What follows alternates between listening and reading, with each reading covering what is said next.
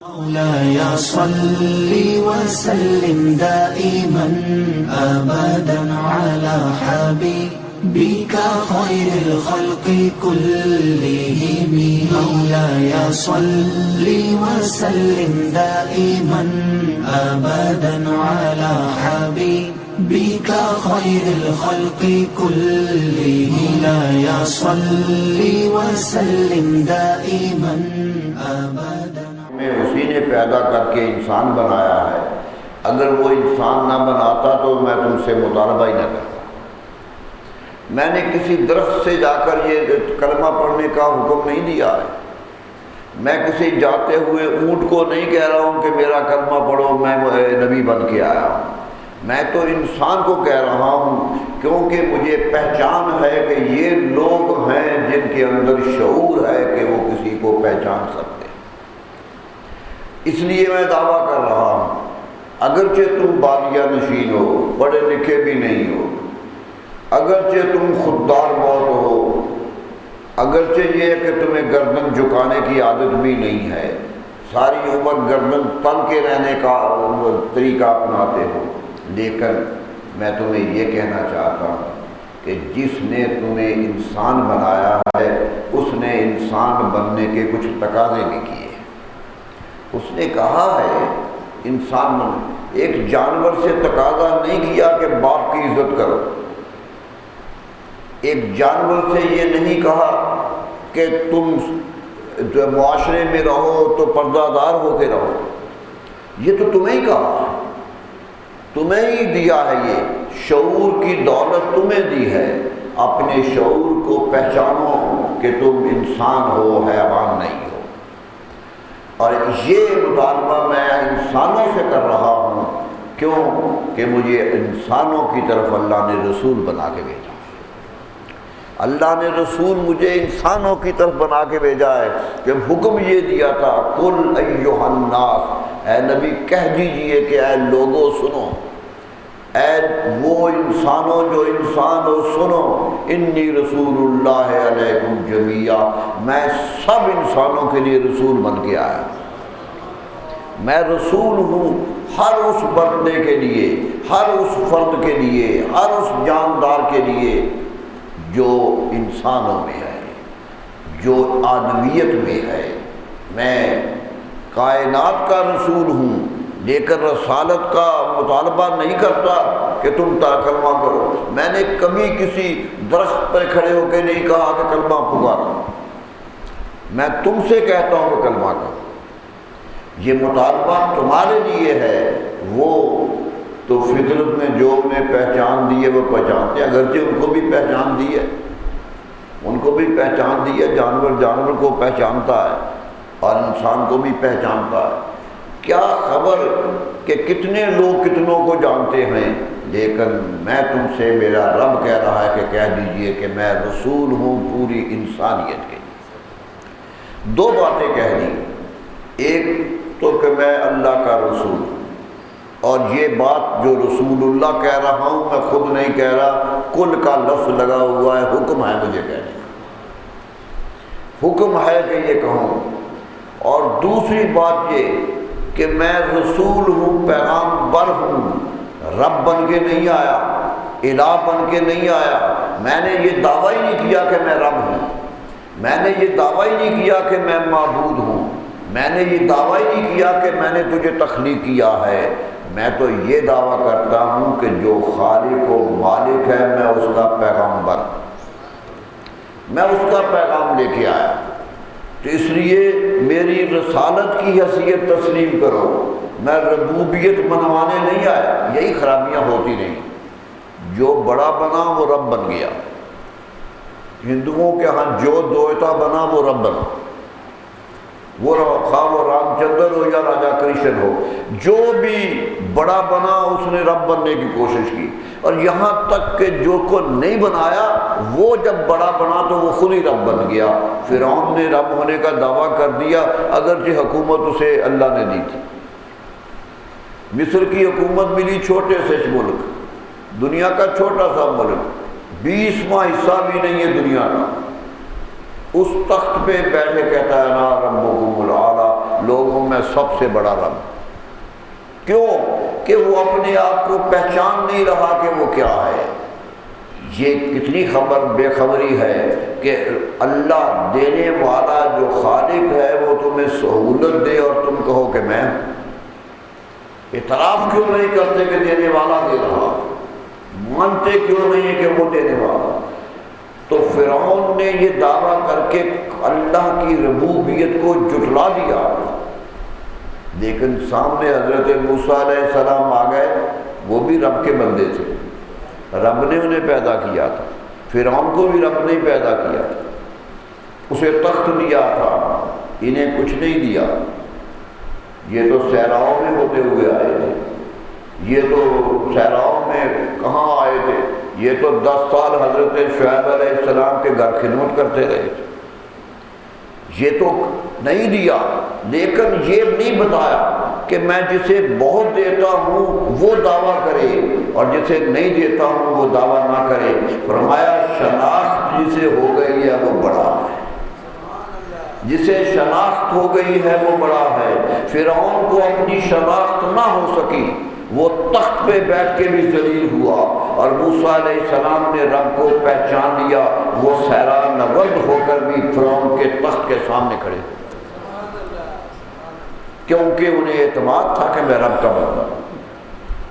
یہی کہا تھا اذهب الى فرعون انه طغى، اے موسیٰ فرعون کی طرف جائیے کیونکہ وہ باغی ہو گیا ہے، بغاوت کرنے لگ گیا ہے، جو تھا وہ نہیں سمجھتا اپنے آپ کو بڑا سمجھنے لگ گیا ہے، خدائی کا انکار کرنے لگ گیا ہے۔ جائیے اور میرا پیغام دے کے جائیے، اذهب الى فرعون کے پاس جائیے، انه طغى۔ کیوں جانا ہے؟ شناخت کرانی ہے کہ تم رب نہیں ہو، تم رب نہیں ہو، ربکم الاعلیٰ نہیں ہو۔ دیکھ لو حضرت موسیٰ علیہ السلام دربار میں کھڑے تھے تو سارا دربار بھرا ہوا، کرندے کھڑے ہیں، لشکری کھڑے ہیں، فوجی کھڑے ہیں، ساری طاقت اس کے پاس ہے، موسیٰ علیہ السلام کے پاس کوئی طاقت نہیں۔ ایک موسیٰ علیہ السلام اور ایک بھائی ہارون ہے، تیسرا آدمی ساتھ نہیں ہے، صرف 2 کھڑے ہیں اور وہ بھی پیچھے کھڑے ہیں، موسیٰ علیہ السلام گفتگو کر رہے ہیں، تو کہہ رہے ہیں کہ میں خود نہیں آیا، میرے رب نے حکم دیا ہے، تو تخت پہ کب کا بیٹھا ہوا ہے، میں تو تیرے علاقے میں پیدا ہوا تھا، میرا علاقہ بھی چھوڑ گیا تھا، اگر میں نے آنا ہوتا تو وہاں اڑتا، میں تو شہر بھی چھوڑ کے چلا گیا تھا، تیرا ملک بھی چھوڑ کے چلا گیا تھا، اب اگر واپس آیا ہوں تو خود نہیں آیا، اب بھیجنے والے نے بھیجا ہے، اس نے کہ جاؤ فرعون کے پاس، کیونکہ باغی ہے اور ہم بغاوت کو پسند نہیں کرتے، ہم اکڑنے والوں کو پسند نہیں کرتے۔ قدرت کا نظام یہ ہے کہ انسان عجز سے رہے تو دنیا میں رہنے کا حق رکھتا ہے، جس نے گردن اٹھائی ہے اور گردن کا اپنے اوپر بوجھ بنا ہے، قدرت نے اسے زمین پہ برداشت نہیں کیا، پوری تاریخ بری ہوئی، جتنا بڑا دعویٰ تھا اتنی بڑی سزا دی ہے۔ فرمایا یوں گرایا، بڑے بڑے قد و قامت والوں کو جو چلتے تھے تو زمین دہلتی تھی، لوگ گھبراتے تھے، اتنا جوان آ رہا ہے، اتنا جوان آ رہا ہے، لیکن ہم نے یوں گرا دیا کہ آجاز نخل خاویہ، یوں زمین پر گرے جس طرح کھجور کا درخت کھوکھلا ہو کے گر پڑتا، جس کے اندر کچھ لگ جائے اور وہ کھایا جائے اور ہوا آئے تو گرتا ہے۔ فرمایا اس طرح بڑے بڑے انسانوں کو ہم نے زمین پہ گرایا، یہی زمین تھی کہ وہ ان کو سنبھال رہی تھی۔ فرمایا جاؤ پھر ان کی طرف، طاقت ساری ان کے پاس ہے، یہاں امتحان تھا کہ طاقت تیرے پاس ہے، ساری قوت تیرے پاس ہے، میرے پاس کوئی طاقت نہیں ہے، لیکن ایک فرق ہے کہ تو اپنے بارے میں غلط فہمی کا شکار ہے اور مجھے کوئی غلط فہمی نہیں ہے۔ میں اعتراف کر رہا ہوں کہ میں رب کا بندہ ہوں، میں رب کا بندہ ہوں، رب نے مجھے بھیجا ہے، اور میں تو تیرے دربار میں چل کے آنے کو بھی تیار نہیں تھا، رب نے کہا جاؤ۔ اس نے کہا ہے جاؤ، آ گیا ہوں، اپنی بات نہیں کہنے آیا، یہ بھی نہیں کہنے آیا کہ مجھے مان لو، میری سرداری مان لو یا مجھے کوئی حکومت دے دو، میں تو یہ کہنے آیا ہوں کہ اس کو مان لو جس نے تجھے پیدا کیا۔ یہی ہے حضور اکرم صلی اللہ علیہ وسلم مکے میں تبلیغ کر رہے تھے، حرم کے اندر کافر دوڑ کے آ گئے، چاروں طرف سے آگے پکڑ لیا، کوئی ادھر کھینچ رہا ہے، کوئی ادھر کھینچ رہا ہے، کائنات کا سب سے بڑا رسول ہے اور مکے کے ہاتھ بڑے ہوئے ہیں، کوئی ادھر سے کھینچتا ہے، کوئی ادھر سے کھینچتا ہے، کوئی دھکا دیتا ہے، کوئی گلے میں پٹکا ڈالتا ہے۔ قدرت دیکھ رہی ہے کہ میرے رسول کے ساتھ یہ کیا کر رہے ہیں، یہ کر رہے ہیں۔ حضرت صدیق اکبر آئے، دور سے دیکھا، دوڑ کے آئے، شناخت تھی انہیں، پہچان تھی کہ یہ کون ہے۔ سارے نہ پہچاننے والے بڑھ رہے تھے، ایک پہچان والا بڑا، دھکے دے کے لوگوں کی طرف پھینکا اور ایک جملہ کہا، اتقتلون رجلا یقول ربی اللہ، ارے اس کو قتل کرنا چاہتے ہو، اسے مارنا چاہتے ہو جو صرف یہ کہتا ہے کہ میرا رب اللہ۔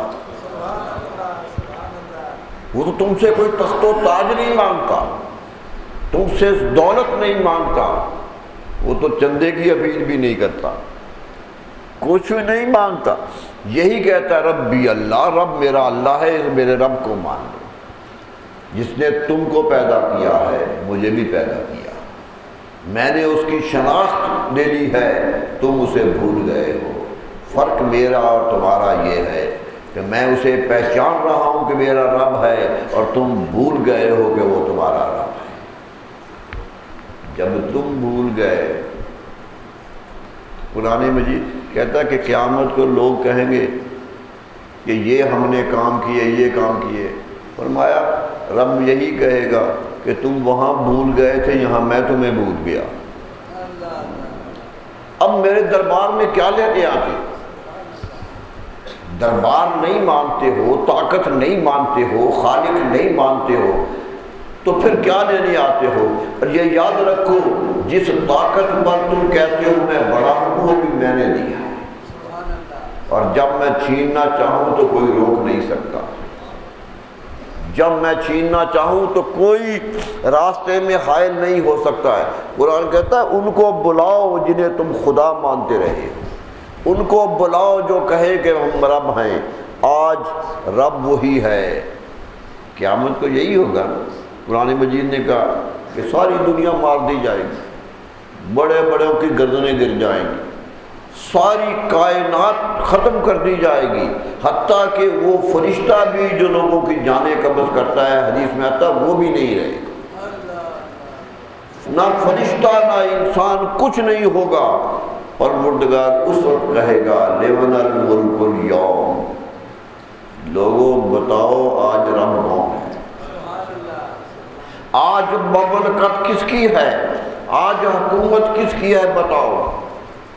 حدیث میں آتا کہ کئی عرصہ گزر جائے گا، یہ سوال ہوتا رہے گا کہ بتاؤ آج حکومت کس کی ہے، کوئی جواب نہیں آئے گا، کیونکہ جواب دینے کی قوت بھی تو وہی دیتا ہے، جواب دینے کی قوت بھی تو وہی دیتا ہے۔ جب وہ قوتیں چھین لیا کرتا ہے تو انسان بے بس ہو جایا کرتا ہے، کچھ نہیں ہوگا، اس وقت جواب آئے گا۔ یاد رکھو لمن الملک اليوم، کس کے لیے آج حکومت ہے؟ آئے گا للہ الواحد القہار، آج حکومت ایک اللہ کی ہے جو سب پر حکومت کرنے والا ہے۔ فرمایا یہ کہے گا جب اعتراف پوری کائنات کی ہر مخلوق سے ہو جائے گا تو پھر کہے گا زندہ ہو جاؤ، آؤ دوبارہ تم سے پوچھیں تم کیا کرتے رہے۔ میرے دوستو، جو بناتا ہے وہ سوال بھی کرتا ہے، جو دیتا ہے وہ اس کا محاسبہ بھی کرتا ہے۔ ایک تنخواہ دینے والا مہینے کی پوچھتا کتنا کام کیا ہے تو زندگی بھر کی رونقیں دینے والا نہیں پوچھے؟ یہاں کام نہ کرو تو نوکری چھٹی ہو جاتی ہے کہ جاؤ کہ تم نے کام نہیں کیا۔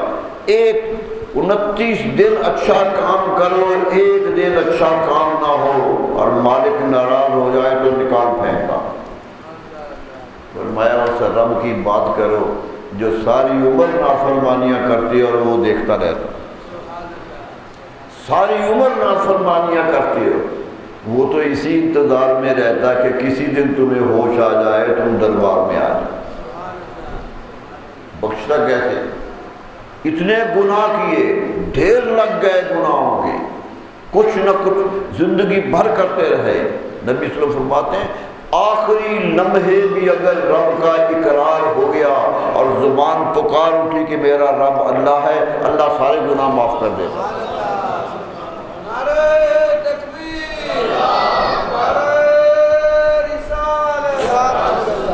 کیا یا نہیں کیا؟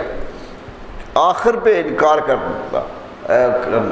یہ بھی بات ذہن میں رکھیے کہ ساری عمر کا انکار بھی صرف فرق اتنا ہے کہ ساری عمر کے بعد خبر نہیں کہ اقرار کرنے کی نوبت آئے گی یا نہیں آئے گی۔ یہ کس کو خبر ہے کہ مجھے یہ انسان یہی کرتا ہے، آج نیکی نہ کرو کل کر لیں گے، پرسوں کر لیں گے، بوڑھے ہو کے نمازیں پڑھ لیں گے، جوانی میں کیا ہے، لیکن یہ خبر نہیں ہوتی کہ بڑھاپا آنا بھی ہے یا نہیں آنا۔ یہ تو قسمت کی بات ہے، وہ تو پروردگار کا کرم ہے جسے دے دیتا ہے، اور جب وہ چاہتا ہے تو راستے میں پکڑ لیتا ہے۔ وہ بڑوں کو پکڑتا رہا ہے اور تاریخ گواہ ہے، دنیا کی تاریخ میں فرمایا سیروا فی الارض، زمین میں گھوم گھوم کے دیکھ لو، دیکھو کہ کاذبین کا عبرت کا انجام کیا ہوا ہے۔ جو جھٹلاتے رہے ہیں، جنہوں نے کہا رب کو نہیں مانتے، رب نے منوا لیا اپنے آپ، منوا کے دکھایا کہ میں رب ہوں، میں نے پیدا کیا ہے۔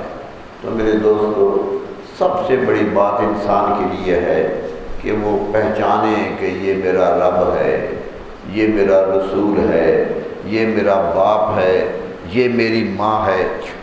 جہاں جہاں مرتبہ دیا ہے پہچان، جس کو کوئی شرف دیا ہے پہچانو، اور دیکھو بڑا کون ہے۔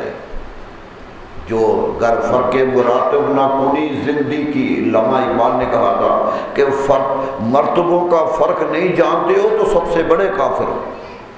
فرق کرو مرتبوں کا، باپ تمہارا بہت بڑا ہے، لیکن جب وہ رسول اللہ کے سامنے آ جائے تو اس کا چھوٹا پن کا اعتراف کر لو، اعتراف کر لو۔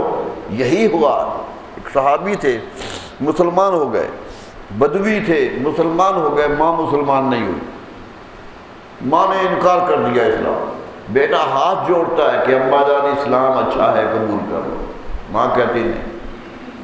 اتنی ناراض ہو گئی، کہنے لگی بیٹا میں تم سے بات بھی نہیں کروں گی، تجھے نکال دوں گی۔ انہوں نے کہا اماں جان ایسا نہ کرو، میں سچ کہہ رہا ہوں، مان لو۔ یہی بیٹے کی محبت تھی۔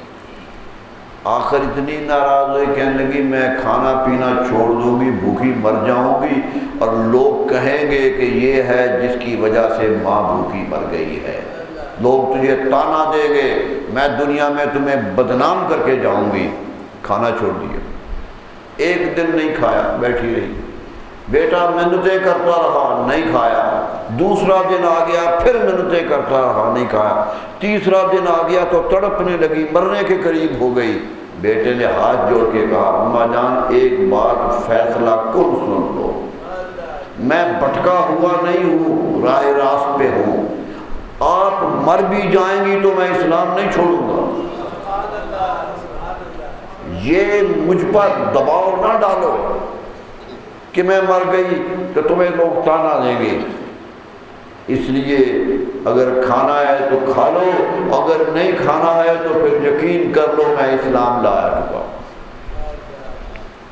ماں اٹھ کے بیٹھ گئی، کہنے کی بیٹا بڑا استقامت ہے۔ فرمایا ایمان ہوتا ہی ہے، ایمان نام ہی استقامت کا ہے، یہ پختگی کا نام ہے۔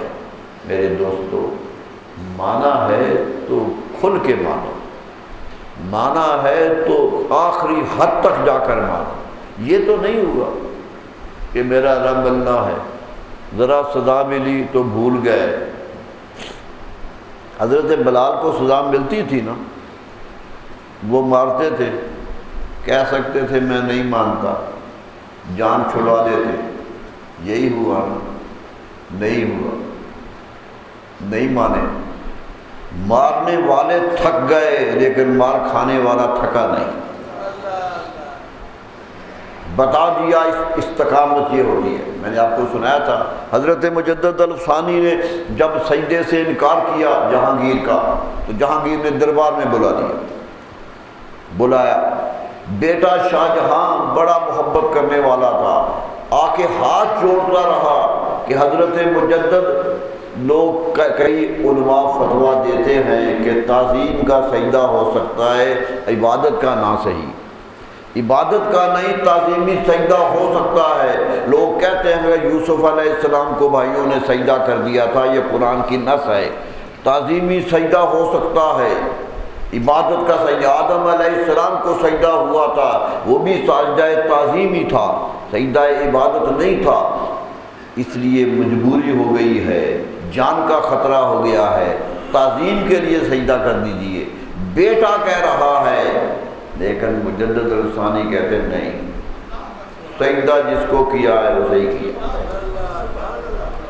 سجدہ واپس نہیں ہو سکتا۔ دربار میں آئے، کہا گیا کہ تھوڑا سا سر جھکا لیں، ذرا سر ہی نیچا کر لیں تاکہ وہ سمجھ لے کہ سجدہ کیا ہے۔ فرمایا بڑوں کے سامنے جا کر سر جھکا لیا کرتے ہیں، لیکن آج کیونکہ سجدے کا مسئلہ ہے اس لیے میں سر بھی نہیں جھکاؤں گا، سر بھی نہیں جھکاؤں گا۔ یہ تھا استقامت۔ علماء آ گئے، دین کے عالم آ گئے کہ شریعت اجازت دیتی ہے تعظیم کے لیے تو آپ کر لیجئے۔ فرمایا یہ رخصت ہے شریعت کی، میں عزیمت پہ عمل کر رہا ہوں، میں عزم پہ عمل کر رہا ہوں، میں اجازت پہ عمل نہیں کر رہا ہوں۔ چلے گئے دربار میں، کچھ نہیں کیا۔ جہانگیر غصے میں آ گیا، کہنے لگا جب میں نے کہا تھا تو کیوں سجدہ نہیں کیا؟ فرمایا سجدہ تیرا حق ہی نہیں تھا، نہیں کی، جس کا حق ہے اس کو کر لیا۔ مجھے پہچان ہے کہ سجدہ کہاں کر رہا ہے اور کہاں نہیں کر رہا، میں بے خبر ہو کے نہیں آیا۔ کہنے لگا اگر میں سزا دوں تو ڈر نہیں آیا، میں تو ہر سزا دے سکتا ہوں۔ فرمایا خیال آیا تھا تیری سزا کا، خیال آیا تھا، لیکن ساتھ ہی رب کا خیال آیا تھا۔ میں نے سوچ لیا کہ تیری سزا برداشت ہو سکتی ہے، رب کی سزا برداشت نہیں ہو سکتی، اس لیے میں نے تیری سزا قبول کر لی۔ تو کیا کرے گا؟ موت تو میرا رب دیتا ہے، زندگی وہ عطا کرتا ہے، مار بھی دو گے تو وہ زندہ رکھنے والا زندہ رکھ لے گا۔ یہ زندگی عطا اس کی ہے، حیات اس وہ دیتا ہے، جب جسے چاہتا ہے وہ دے دیتا ہے، اور جس سے چاہتا ہے اسے سزا نہ بھی ملے تو وہ دے جاتا، بیٹھے بیٹھے لے جاتا۔ فرمایا وہ تو جب فیصلہ کر لے، اذا ارادہ شیء، جب وہ ارادہ کرتا ہے کسی چیز کا، یقول لہ کن فیکون، وہ کہتا ہو جا اور ہو جاتا۔ یہ نہیں کہا کہ میں کن سے کرتا ہوں، فرمایا ارادہ کن کا ہو جائے تو ہو جاتا ہے۔ بادشاہ کان وما لم یشاء لم یکن، امام غزالی علیہ رحمۃ، جس کو وہ چاہتا ہے وہ ہو جاتا ہے، اور جس کو نہیں چاہتا وہ ہو نہیں سکتا۔ تو جب سب کچھ اس کی مرضی سے ہوتا ہے تو پھر اس کی مرضی کے سامنے کیوں نہ جھکا جائے؟ جس کی مرضی سے ہونا ہی نہیں ہے، جس کی مرضی سے کچھ ہونا ہی نہیں ہے، جو صرف طاقت ہی دکھا رہا ہے، اس سے محروم ہونے کا فائدہ کیا ہے؟ یہ طاقت اس کی ہے جو طاقت دیا کرتا ہے۔ تو میرے دوستو، بات میں یہ کہنا چاہ رہا ہوں کہ پہچانو کہ رب کون ہے، قوت کتنی ہے، دیتا کون ہے، چھینتا کون ہے، وہی عطا کرتا ہے۔ وہی چھین لیتا ہے، وہی زندگی دیتا ہے، ایک لمحہ زندگی آگے پیچھے نہیں ہوتی۔ تخت پہ بیٹھ جاؤ یا زمین پہ لیٹ جاؤ، زندگی کا لمحہ مقرر ہے۔ زندگی جب جانا ہے چلی جانا ہے، تو اس زندگی کو عقائد شاعری کے ساتھ کیوں نہ گزارا جائے، جو کہ کیوں نہ گزارا جائے، اللہ کا حکم مان کے کیوں نہ گزارا جائے۔ یہ تھی غلطی، اور یہی بات میں رسول اللہ صلی اللہ علیہ وسلم کے بارے میں کہنا چاہتا ہوں۔ جب مان لیا ہے کہ وہ رسول ہیں، جب تسلیم کر لیا ہے کہ وہ کائنات کے رسول ہیں، جب تسلیم کر لیا ہے کہ ان کے بعد کوئی رسول نہیں ہے، نجات صرف ان کے دامن سے بستا ہے، کہیں سے نجات نہیں ملتی۔ فرمایا لا یؤمن احدکم حتی یکون ہواہ تبعا لما جئت بہ، کوئی تم میں ایماندار نہیں ہو سکتا جب اس کی خواہش کا ایک ایک نقطہ میرے حکم کے تحت نہ آ جائے، خواہشات میرے سامنے جھک نہ جائیں تو ایمان ہی نہیں ہے۔ دعویٰ ایمان ہے تو جھک جاؤ اپنے نبی صلی اللہ علیہ وسلم کے سامنے۔ پھر یوں کہو، صحابہ سے آپ پوچھتے تھے کہ صحابہ یہ کیا ہے، تو وہ کہتے تھے اللہ و رسولہ عالم، یا رسول اللہ، یا آپ جانتے ہیں یا آپ کا اللہ جانتے ہیں۔ سب کچھ جانتے ہوئے بھی یہی کہتے تھے۔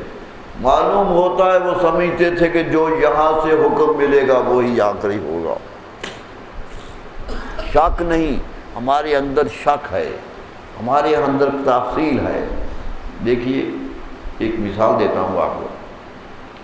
حضرت صدیق اکبر کے زمانے میں مسیلمہ کذاب نے دعویٰ نبوت کیا، خود رسول اللہ صلی اللہ علیہ وسلم کے زندگی میں اس نے دعویٰ کرنے کا ارادہ کر لیا، خط بھی لکھ دیا تھا نبی صلی اللہ علیہ وسلم کہ میں رسول ہوں۔ اور عجیب بات ہے، کہتا تھا عرب فتح ہو گیا ہے، آدھا مجھے دے دیں آدھا آپ لے لیں، ہم دونوں رسول بن کے رہیں۔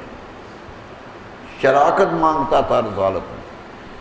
خط لکھا رسول اکرم صلی اللہ علیہ وسلم، آپ نے جواب میں خط لکھا، جواب لکھا، کوئی نہیں کہا کہ کیوں مانگتے ہو، کوئی نہیں کہا نبی کیسے آئے ہو، مجھ پر تو جبریل آیا ہے، میں تو غار حرا میں اللہ کے حضور حاضر ہوا ہوں، تم کیسے بنے، کچھ نہیں پوچھا۔ خط کا جملہ آج بھی خط موجود ہے نبی صلی اللہ علیہ وسلم میں، محمد الرسول اللہ الی مسیلمۃ الکذاب، فرمایا یہ اللہ کے رسول محمد صلی اللہ علیہ وسلم کی طرف سے خط ہے اور مسیلمہ کی طرف ہے جو جھوٹا ہے۔ کذاب کہہ دیا پہلے ہی جملے میں کہ جھوٹ بول رہے ہو، اور آج تک اس کا نام مسیلمہ کذاب ہے، آج تک اس کا نام کبھی مسیلمہ کبھی نہیں لکھا۔ ویسے اس کے باپ نے نام تو اس کا مسلمہ رکھا تھا، مسلمہ نام تھا، مسیلمہ اس میں تصغیر ہے، عربی میں چھوٹا بناتے ہیں یا پیار کے لیے یا نفرت کے لیے، حقارت کے لیے، آپ نے حقارت کے لیے اس کا نام چھوٹا کیا۔ آج کسی طالب علم کو یاد نہیں ہے کہ وہ مسلمہ ہے، سب کہتے ہیں مسلمہ، کیونکہ رسول اللہ صلی اللہ علیہ وسلم کی زبان سے نکل گیا کہ مسیلمہ الکذاب، کذاب ہے، کچھ نہیں کیا۔ حضرت صدیق اکبر آئے تو لشکر حکم دے دیا جاؤ جاؤ، لشکر نہیں تھا، مدینہ منورہ میں سپاہی نہیں تھے، فوجی نہیں تھے، 11 لشکر روانہ ہو چکے تھے مختلف جگہوں کی طرف، کوئی لشکر نہیں تھا، پھر بھی بھیج دیا، پھر بھی ایک لمحہ انتظار نہیں کیا، کوئی نہیں پوچھا کہ آؤ بحث کر لیتے ہیں، آؤ مناظرہ کر لیتے ہیں کہ تم رسول ہو یا نہیں۔ میرے دوستوں، مناظرہ تو وہ کیا کرتے ہیں جنہیں شک ہو کہ شاید میں سچا ہوں یا یہ سچا ہے۔ فرمایا مجھے تو یقین ہے کہ میں سچا ہوں۔ بحث تو، مناظرہ تو دو چیزوں کے درمیان ہوتا ہے کہ یہ سچ ہے یا یہ ہے۔ فرمایا جب یقین ہے کہ میرے رسول کے بعد کوئی رسول نہیں ہے تو مناظرہ کیسے؟ کوئی مناظرہ نہیں ہوا، کوئی علمی بحث نہیں ہوئی، کوئی صحابی نہیں بھیجا گیا کہ اسے پوچھو کیسے نبی ہے، سیدھا حکم دے دیا قتل کر دو، سیدھا حکم دے دیا کہ جاؤ۔ لوگوں نے کہا طاقت بڑی ہے، فرمایا طاقت کی پرواہ نہیں ہے، طاقت بڑی۔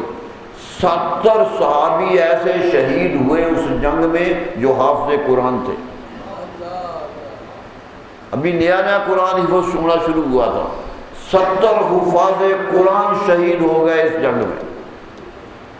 اتنی سخت جنگ ہوئی، لیکن کیا ہوا؟ پیچھے نہیں ہٹے، مارا۔ اور عجیب بات ہے کہ آخر اس کا قتل اس واشی کے ہاتھوں ہوا جس نے حضرت حمزہ کو شہید کیا۔ حضرت حمزہ کو کفر کی حالت میں احد کے میدان میں شہید کرنے والا اسلام لے آیا تھا، آج وہ میدان میں مسلمانوں کے ساتھ ہو کر لڑ رہا تھا۔ مسلمہ کو جب قتل کیا تو ناچنے لگا۔ لوگوں نے کیا فرمایا؟ سب سے بہتر انسان میرے ہاتھوں قتل ہوا تھا، آج سب سے بدتر انسان میں نے مارا۔ لوگوں کو یقین تھا کہ یہ نہیں ہے، حتیٰ کہ اسود عنسی نے دعویٰ نبوت کیا یمن میں۔ یمن دور تھا، وہاں زیادتی ہو سکتی تھی، طاقت والا تھا، لشکر اکٹھا کر لیا۔ نبی صلی اللہ علیہ وسلم آخری دن تھے دنیا سے جانے کے، آخری ایام تھے نبی صلی اللہ علیہ وسلم کے۔ کسی نے بتایا کہ اسود عنسی نے دعویٰ نبوت کر لیا ہے۔ فرمایا میں اس انسان پر خوش ہوں گا جو اس کے قتل کی خبر مجھے دے گا۔ رحمت عالمین ہے، لیکن قتل کی خبر مانگ رہے ہیں۔ ایک صحابی نے کہا یہ تو بہت بڑی بات ہو گئی۔ وہ گیا دیوار پھلانگ کے اندر گیا، قلعہ تھا بہت بڑا، قلعے کی دیوار پہ چڑھ گیا، اندر سے چھلانگ لگائی۔ رات کا وقت تھا، وہ سو رہا تھا، چارپائی پہ اسے قتل کیا، چارپائی پہ مار دیا۔ اور صحابہ کہتے ہیں رسول اللہ صلی اللہ علیہ وسلم کہ وہ دن تھے جب ہم دنیا سے جا رہے تھے، آخری لمحے میں خبر ملی کہ اسود عنسی قتل ہو گیا ہے، تو چہرہ مسکرا پڑا، مسکرا پڑا۔ بتا دیا کہ لوگوں محبت رسول آسان کام نہیں ہے، یہ سب یہ شہادت گہے الفت میں قدم رکھنا ہے، یہ شہادت گہے الفت میں قدم رکھنا ہے۔ لوگ آسان سمجھتے ہیں مسلمان ہونا، اسلام نام ہے۔ حضور صلی اللہ علیہ وسلم فرماتے ہیں جب میرا امتی لا الہ پڑھتا ہے تو وہ 70,000 بتوں کی گردن پہ تلوار چلاتا کہ نہیں مانتا میں کسی کو، فرعون ہو یا نمرود ہو، حامان ہو یا شداد ہو، ارے حبل ہو یا لات ہو، کسی کو نہیں مانتا، میں مانتا ہوں اس کو۔ بلکہ میں تو یہاں تک کہنے کا تیار ہوں ہم اس رب کو مانتے ہیں جس کی تصدیق میرے رسول نے کی ہے۔ انہوں نے فرمایا وہ رب ہے۔ لوگ کہتے تھے حبل رب ہے، آپ نے کہا نہیں ہے، ہم نے نہیں ہونے کا اقرار کر دیا۔ لوگ کہتے تھے لات رب ہے، فرمایا نہیں، ود و سوا رب ہے۔ ارباب کی تو کثرت تھی سارے علاقے میں، عربوں میں بہت آ گیا تھا، اگرچہ باہر سے آئے تھے، عرب بت پرست نہیں تھے پہلے، یہ یاد رکھیے، عربوں کے ہاں بت پرستی نہیں تھی، یہ صرف 1.5 صدی پہلے باہر سے آئی تھی، اور اتنی اچھی لگی کہ گھر گھر ہونے لگ گئی۔ عمر بن لحی ایک شخص تھا جو شام گیا، وہاں اس نے ایک بت دیکھا، اسے اچھا لگا، خرید کے لے آیا۔ وہ پہلا بت تھا جو حجاز میں آیا، اور اس بت کے دیکھا دیکھی اتنے بت بن گئے کہ سارا حجاز بن گیا۔ پہلے پوجنے والے نہیں تھے، یہ حضرت ابراہیم علیہ السلام کی نسل تھی، کہتے تھے کہ ہم ابراہیم علیہ السلام کی، مکہ تو ساری آبادی حضرت ابراہیم علیہ السلام کی نسل سے، حضرت اسماعیل علیہ السلام کی نسل سے، لیکن اتنی خراب ہو گئی تھی، اتنے خراب ہو گئے تھے کہ ہر خرابی آ گئی تھی۔ ہر خرابی آ گئی تھی۔ حفیظ نے تو بڑی طنز سے کہا تھا کہ کٹھے تھے سارے، عرفات کے میدان میں کٹھے ہوتے تھے اور نعرے لگاتے تھے ہم اسماعیل کی اولاد ہیں، نعرے لگاتے تھے کہ حضرت اسماعیل علیہ السلام کی اولاد ہیں، یہ سارے خود کو اسماعیل کی اولاد کہتے ہیں، یہ سارے خود کو اسماعیل کی اولاد کہتے ہیں، مگر ہم تو انہیں مادر پدر آزاد کہتے ہیں۔ یہ تو آزادیوں میں آ گئے تھے، چھوڑ دیا تھا اسلام، چھوڑ دیا تھا، یہ ہو گیا تھا حال۔ میرے دوستو، نبی صلی اللہ علیہ وسلم کا یہ رب نہیں ہے، یہ خدا نہیں ہے، اپنے ہاتھ سے توڑے نہیں ہے۔ فرمایا لوگو، رب وہی ہے جو رب الارباب ہے، رب وہی ہے جو خالق کائنات ہے۔ مولانا احمد رضا بریلوی علیہ الرحمہ نے ایک بڑا ہی نکتہ اٹھایا تھا جہاں کہ یہ فیض ہے رضا احمد پاک کا، یہ فیض ہے رضا احمد پاک کا، ورنہ ہم کیا سمجھتے خدا کون تھا۔ ہمیں تو خدا کی شناخت بھی ایک نبی نے دی ہے کہ میں تمہارے ساتھ کہہ رہا ہوں۔ کہ ایک عالم دین سے کسی عیسائی نے، پادری نے سوال کیا کہ کیا ثبوت ہے رب ہونے کا، کہ رب ہے؟ انہوں نے کہا میرے پاس کوئی ثبوت نہیں، میرے پاس کوئی ثبوت نہیں ہے رب ہونے کا۔ ان کا مانتے کیوں ہو؟ انہوں نے کہا اس لیے مانتا ہوں کہ میرا رسول مانتا تھا۔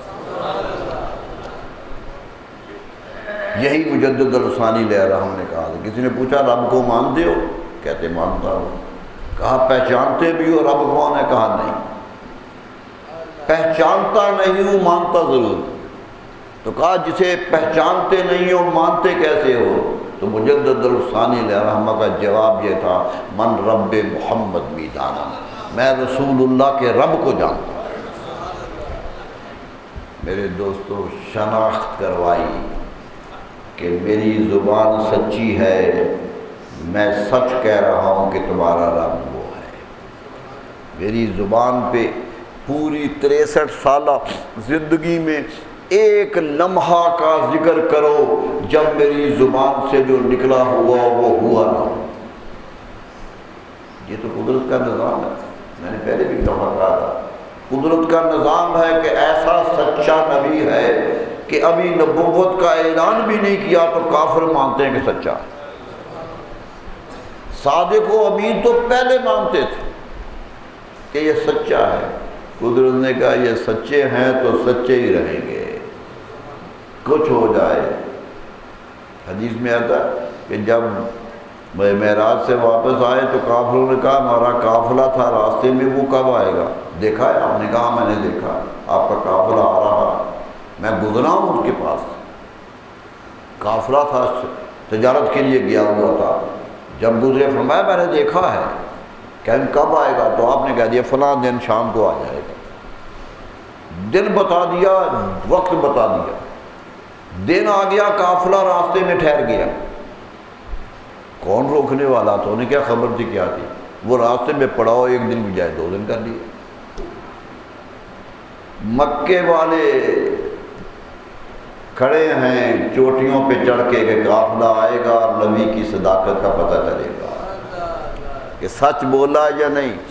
اور انہیں بھی خبر ہے کہ سچ تو یہ ہے کہ قافلہ ہے، آنا تو قافلے کی مرضی ہے، لیکن کیونکہ کہہ چکے ہیں اس لیے صداقت منوانی ہے۔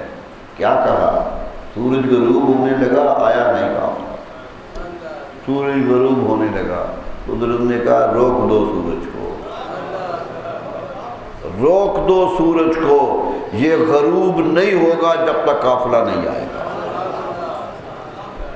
کیوں؟ کہ سورج کی روشنی تو اپنے رسول کے لیے بنائی تھی، اسے تو ستارہ بنایا تھا رسول اللہ کی وجہ سے۔ اگر اسی کی وجہ سے میرے رسول پہ الزام لگ جائے تو بنانے کا فائدہ کیا ہے؟ کیا فائدہ اسے بنانے؟ کارکنان قدرت نے تنابیں کھینچ دی کہ نہیں غروب ہوگے، قافلہ آئے گا تو غروب ہوگا۔ میرے دوستو، یہی قانون قدرت بتا رہی ہے کہ نبی صلی اللہ علیہ وسلم کا ایک ایک لفظ پر یقین کرو کہ وہ ما ینطق عن الہوی ان هو الا وحی یوحی، کہ ان کی زبان سے جو نکلتا ہے وہ تقدیر نکلتی ہے، اللہ کا فیصلہ نکلتا ہے۔ ہم اسی کے قائل ہیں۔ میرے دوستو ایک بات کہوں، زندگی میں کسی کی تعریف کرو 2-4 دن کرو گے تو تھک جاؤ گے، بڑے سے بڑے بزرگ کی بھی تعریف کرو، کتابیں لکھ دو گے 2 لکھ دو گے بات ختم ہو جائے گی، لیکن وہ نبی صلی اللہ علیہ وسلم کی ذات ہے، ہر سال پوری دنیا میں ہزاروں کتابیں ان پہ لکھی جا رہی ہیں، ہر لکھنے والے کے اندر شوق ہے کہ میں لکھ دوں، سارے لکھتے جا رہے ہیں لیکن تعریف ختم ہی نہیں ہو رہی۔ وہی تھا، ان کی تعریف کرو، ان کی عظمت کا اظہار کرو جن کی تعریف پہ رب بھی خوش ہوتا ہے اور مردگار بھی خوش ہوتا ہے کہ وہ میرے محبوب کی کیوں کام میں خود کرتا ہوں، تم کیوں نہیں کرتے؟ میں خود کرتا ہوں، میں فرشتوں کے ساتھ کرتا ہوں، میرا رسول ہے، میں نے بنایا ہے۔ میرے دوستو یہی ہمارا ایمان ہے، ہم اسی ایمان پہ جیتے ہیں۔ کیا کر لے گا کوئی؟ بدقسمتی ہے، بد فطرتی ہے، ایک کمینہ پن ہے کہ جو لوگ اس ذات پر حملے کرنے کی کوشش کرتے ہیں۔ یاد کر لیجئے، کائنات کا سارا انسان بھی مل جائے تو ان کی تعریف پر کوئی دبا نہیں آ سکتا۔ وہ مستقل ایمان، ان کی ذات پہ کوئی داغ نہیں ہے۔ اگر یہ امتحان ہے تو ہمارا ہے کہ ہمارے اندر کا ایمان بولتا ہے یا نہیں بولتا، یہ تو ہمارا امتحان ہے۔ صحابی پریشان ہو جاتا ہے، تڑپ اٹھتا ہے، ایک ایک موقع پہ پکڑ ہوتا ہے، ایک ایک جملہ کہا تو تقدیر کے فیصلے ہو گئے۔ میرے دوستو ہمت پیدا کیجیے، جان پیدا کیجیے اپنے اندر، اور یہ بات میں بار بار کہہ رہا ہوں کہ کچھ نہیں ہوتا دنیا میں پڑی ہوئی قوم جن کے اوپر سے لوگ گزر جائیں ان کی کوئی نہیں سنا کرتا، ان کی کوئی نہیں سنا کرتا ہے۔ سنتے اس کی ہیں جو سامنے کھڑا ہوتا ہے، اسی کی سنی جاتی ہے۔ کیوں نہیں سنی جاتی؟ اموریہ شہر ہے شام کا، اموریہ میں تجارت کا بازار لگا تھا، منڈی تھی، بولیاں ہو رہی تھی۔ ایک مسلمان عورت لپٹی لپٹائی کوئی چیز خریدنے آ گئی، آئی تو ایک بولی ہو رہی تھی، یہودی کر رہا تھا ادھر سے، تو اس نے بولی دے دی۔ اس نے کچھ بڑھنے کی کوشش کی، اس نے اور بڑھ گئی، آخر فیصلہ عورت کے حق میں ہو گیا۔ منڈی کا مقابلہ تھا، ایک عورت معصوم تھی اور علاقہ بھی عیسائیت کا ہے، مسلمان علاقہ بھی نہیں ہے۔ وہ جذبات میں آ گیا، غیر مسلم آگے بڑھ کے دھکا دے دیا عورت کو۔ یہ دھکا نہیں دیا تھا ایک مسلمان خاتون کو، تخت بغداد پہ خبر پہنچی، موسم باللہ حکمران تھا، خبر پہنچی کہ ایک مسلمان عورت اموریہ کے بازار میں ذلیل ہوئی ہے اور ایک غیر مسلم نے اسے دھکا دیا ہے۔ حکم دے دیا لشکر تیار کر، جانا ہے۔ تاریخ گواہ ہے کہ اموریہ پر حملہ ہوا، اموریہ فتح ہوا۔ کہنے لگا فتح کرنے نہیں آیا ہوں، وہ بتاؤ جس نے دھکا دیا، وہ کون ہے؟ لوگ پکڑ کے لائے کہ یہ ہے۔ عورت سے کہنے لگا کہ یہ تیرا جرم مجرم ہے، جو چاہے اس کو سزا دے، جو چاہے سزا دے دے، میں صرف تیری عظمت کی خاطر آیا ہوں، میں تیری حرمت کی خاطر آیا ہوں۔ میرے دوستو مسلمان وہ تھے ایک معصوم عورت کی حرمت کی خاطر تھے، آج تو رسول اللہ کی حرمت کا مسئلہ۔ آج تو وہ مسئلہ جس پر انسانیت قربان ہو جائے تو تب بھی حق ادا نہ. سوچئے کیا ہو گیا ہے، اتنی ذلت آ گئی ہے، اتنی کمزوری آ گئی ہے. دعا کیجئے مسلمان امت کو اتنی طاقت ملے، اتنی طاقت ہو. لیکن مجھے خوشی بھی ہے کہ مسلمان امت نے ایک رد عمل دیا ہے، اور نہ صحیح حکمرانوں کا رد عمل. عوام تو جاگ رہا ہے، عوام کے ہاں تو بیداری ہے، اپنے رسول سے محبت ہے، محبت ہے رسول اکرم صلی اللہ علیہ وسلم سے. اللہ کرے یہ محبت تازہ رہے، اللہ کرے یہ محبت ہر ایک کے دل میں رہے. دعا گو ہوں اللہ تعالی ہمیں استقامت عطا فرمائے، رسول کریم صلی اللہ علیہ وسلم کی محبت میں جینا سکھائے، اور انہی کے رحمت کے سایوں میں دنیا سے لے جائے. وہی ہے، وہی آگے جائیں تو انہی کی شفاعت بھی نصیب ہو، انہی کی محبت بھی نصیب ہو.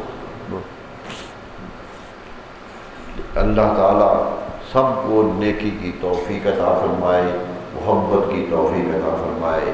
وآخر دعوانا الحمدللہ رب العالمین.